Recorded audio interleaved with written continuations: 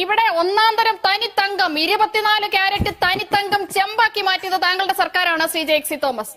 സർക്കാരാണെന്ന് പറഞ്ഞാൽ കയ്യിൽ വെക്കാൻ പറയും. ഞാൻ ഒരു സർക്കാരും ഇങ്ങനെ ചെയ്തു എന്നുള്ളത് ഹൈക്കോടതി പോലും പറഞ്ഞിട്ടില്ല. അങ്ങേക്ക് എവിടെ നിന്ന് കിട്ടിയ വിവരം? എന്തോ എങ്ങനെ എന്ത് കയ്യിൽ വെക്കാൻ? ദേവസ്വം ബോർഡ് ആരുടെയാണ്? ദേവസ്വം വകുപ്പ് ആരുടെയാണ്? ദേവസ്വം വകുപ്പ് ആരുടെയാണ്? ദേവസ്വം ബോർഡ് ആരുടെയാണ്? നിക്ക്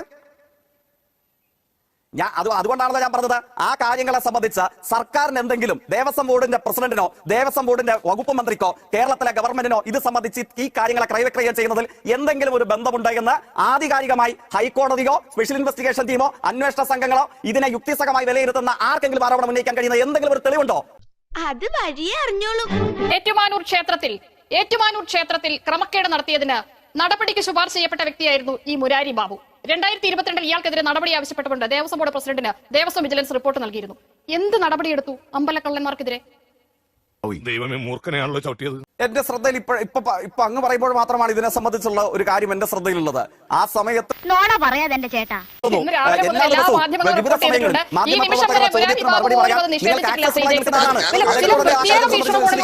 അമ്പലക്കള്ളന്മാരെ കാണരുത് ശ്രീ ജെയ്സി തോമസ്. താങ്കൾ ഇത്രയും എല്ലാം പറഞ്ഞല്ലോ. ഏറ്റുമാനൂർ മഹാദേവ ക്ഷേത്രം, ഞാൻ ശ്രീ ജെയ്സി തോമസിനോട് അതിന്റെ പ്രാധാന്യം പറഞ്ഞു തരേണ്ട കാര്യമില്ലല്ലോ. ഏറ്റുമാനൂർ ക്ഷേത്രത്തിൽ തീപിടുത്തം ഉണ്ടായത് എങ്ങനെ? ഏറ്റുമാനൂർ ക്ഷേത്രത്തിൽ അതിനുശേഷം നടന്ന സംഭവങ്ങൾ എങ്ങനെ? വിജിലൻസ് അന്വേഷിച്ചു. ദേവസ്വം വിജിലൻസ് ഗുരുതരമായ ക്രമക്കേട് കണ്ടെത്തി ഇയാൾക്കെതിരെ നടപടിക്ക് ശുപാർശ ചെയ്തു. 2022 മുതൽ നിങ്ങളുടെ ദേവസ്വം ബോർഡ് പ്രസിഡന്റിന്റെ കയ്യിലിരിക്കുകയാണ്, അനങ്ങിയിട്ടില്ല. എന്ന് മാത്രമല്ല, മറ്റൊരു പ്രധാനപ്പെട്ട ക്ഷേത്രത്തിൽ അദ്ദേഹത്തിന് നിയമനം നൽകുകയും ചെയ്തു. അപ്പൊ അമ്പലക്കള്ളന്മാർക്ക് പിന്നിൽ ആരുമില്ലെന്ന് എങ്ങനെ വിശ്വസിക്കണം ശ്രീ ജെയ്സി തോമസ്? സാരില്ലടാ, നീ എവിടെ പരിപാടി അവതരിപ്പിച്ചാലും ഇത് തന്നെയാണല്ലോ നിന്റെ വിധി.